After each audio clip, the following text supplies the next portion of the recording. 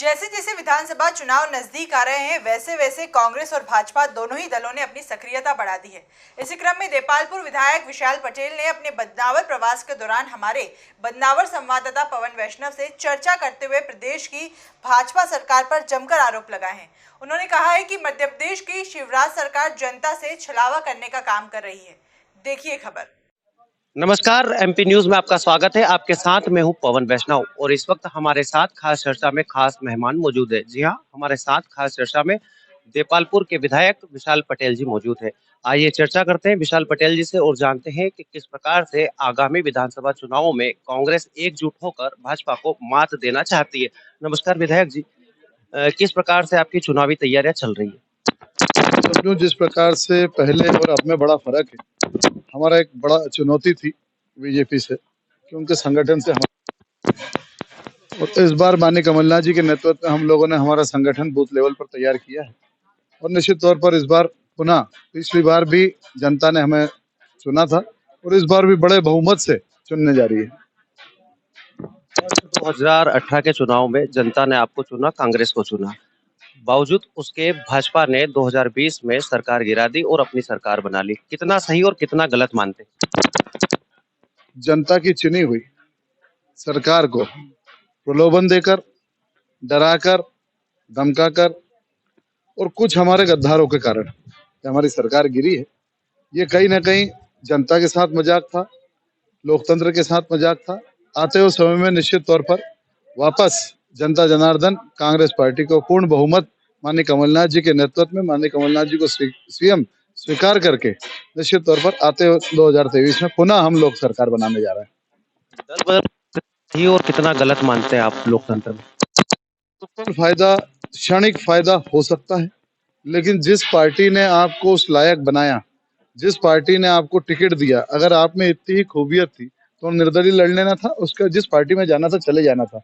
लेकिन जिस प्रकार से आप जो लोगों ने अपना जमीर बेचा, आम जनता का वोट बेचा और उसके बाद सरकार में मंत्री बन गए, निश्चित तौर पर आते हुए समय में जनता कहीं ना कहीं उसका जवाब देगी, क्योंकि उनके वोट बेचने का अधिकार किसी भी नेता को नहीं है।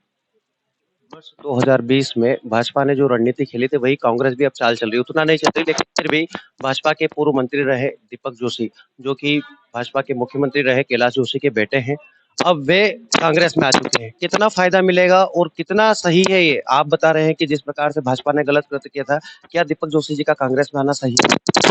दीपक जोशी जी कोई पद पे नहीं, ना कि किसी चीज का प्रलोभन उनको दिया गया है कि यहाँ उनके आने से सरकार बन जाएगी और उनके आने से सरकार नहीं बनेगी। लेकिन उनके जमीन को, जो माननीय हमारे प्रदेश के पूर्व मुख्यमंत्री रहे माननीय जोशी जी, उनके पुत्र हैं, और जो पार्टी को उनको जिस मुकाम पर देखना चाहिए था, रहना चाहिए था, वो महत्व उनको मिल नहीं रहा था। इस कारण से वो वहाँ कहीं ना कहीं अपने आप को कुंठित महसूस कर रहे थे और इस कारण से ही वो बीजेपी में आए, बीजेपी छोड़ कांग्रेस में आए। कर्नाटक में आपकी ऐतिहासिक जीत हुई है, क्या आपको लगता है कर्नाटक की तर्ज पे मध्य प्रदेश में भी आपकी जीत होगी? आप ये देखें, माननीय राहुल गांधी जी की जो यात्रा थी, वो यात्रा जिस विधानसभा से निकल के आई है, वहां से 70 से 80% वहां हम कांग्रेस ने जीत विजय हासिल करी है। और रही बात कर्नाटक की, तो कर्नाटक में कहीं ना कहीं एक बड़ा बदलाव होना जरूरी था, क्योंकि पाखंड की लोगों को झूठ बोलकर सरकार बनाना, लोगों को एक बार झूठ बोल सकते हो, 2 बार झूठ बोल सकते हो, लगातार झूठ बोलकर उनको प्रलोभन देना, हमेशा ये चीज नहीं चलती है। तो कहीं ना कहीं जनता जनार्दन समझ चुकी है कि बीजेपी के जितने लीडर्स हैं वो सिर्फ कहीं ना कहीं एक प्रलोभन देते हैं, काम नहीं करते हैं। चुनावों का दौर है, भाजपा ने लाडली बहना योजना प्रारंभ की है, फॉर्म भी भरवा लिए है। उसी की तर्ज पर आपके जो मुखिया है कमलनाथ जी, उन्होंने भी नारी सम्मान योजना और गैस सिलेंडर 500 रुपए देने की बात कही है। चुनावों के इस दौर में दोनों में से किसको सही मानते हैं? आप ये देखें, माननीय कमलनाथ जी जो कहते हैं वो करते हैं। पहले भी 27 लाख किसानों का कर्जा माफ हुआ है, उन्होंने करके दिखाया है।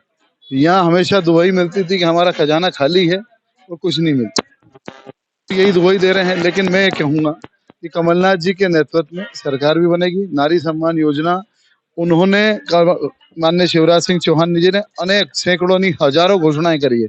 उनकी घोषणाओं का आप ही की मीडिया के माध्यम से कई मीडिया के भाइयों ने, कई लोगों ने उजागर किया है। घोषणाएं सिर्फ पेपर पर है, धरातल पे कुछ नहीं। और माननीय कमलनाथ जी का हमेशा कहना है कि जो कहूंगा वो करके रहूंगा। और निश्चित तौर पर जो फॉर्म भरा रहे हैं, 500 रुपए सिलेंडर भी आपको मिल रहा है। दूसरे प्रदेश में जहाँ कांग्रेस पार्टी की सरकार है, वहाँ हम लोगों ने शुरुआत भी करी है। और ये 1500 रुपए योजना, जो नारी सम्मान योजना, ये भी जल्द लागू होगा। जिस दिन सरकार बनेगी उसका तुरंत बाद दोनों ही योजनाएं तुरंत लागू होगी। आप इंदौर जिले के देपालपुर विधानसभा सीट से विधायक हैं। इंदौर एक महानगर है और वहाँ पे धार्मिक आयोजन होते रहते हैं। वहाँ दोनों ही पक्ष हो, चाहे भाजपा हो चाहे कांग्रेस हो, धार्मिक आयोजन करवाते हैं। लेकिन उसी की तर्ज पर अब बदनावर के प्रभारी भी यहाँ पर भी आपके ही कांग्रेस के कुछ नेताओं द्वारा धार्मिक आयोजन करवाए जा रहे हैं। पूर्व में यहाँ पर प्रदीप मिश्रा जी की कथा का आयोजन हुआ। अब हाल ही में जून माह में यहाँ पर बागेश्वर धाम का दिव्य दरबार लगने वाला है। राजनीति में कितना फायदा मिलेगा इन धार्मिक आयोजनों को? राजनीति ये एक आस्था का केंद्र है। लोगों को अच्छी भावनाओं से, अच्छे व्यक्तियों से, हमारे धर्म से सके, ये भावना होती है। इसी कारण से धार्मिक आयोजन होते हैं। इसको कांग्रेस पार्टी या बीजेपी की कोई पार्टी या पॉलिटिक्स से कोई इस चीज को नहीं जोड़ना चाहिए। कांग्रेस कार्यकर्ताओं को क्या संदेश देना चाहेंगे?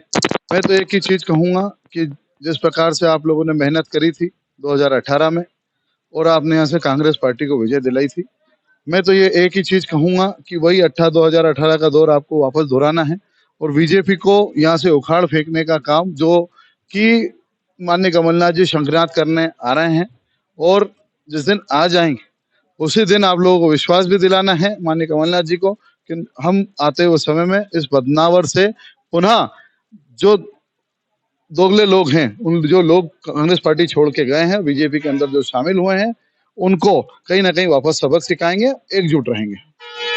ये देपालपुर से विधायक विशाल पटेल जी जो बता रहे हैं कि फिर से कांग्रेस एकजुट होकर मध्य प्रदेश की 230 विधानसभा सीटों पर अपना परचम फहराएगी।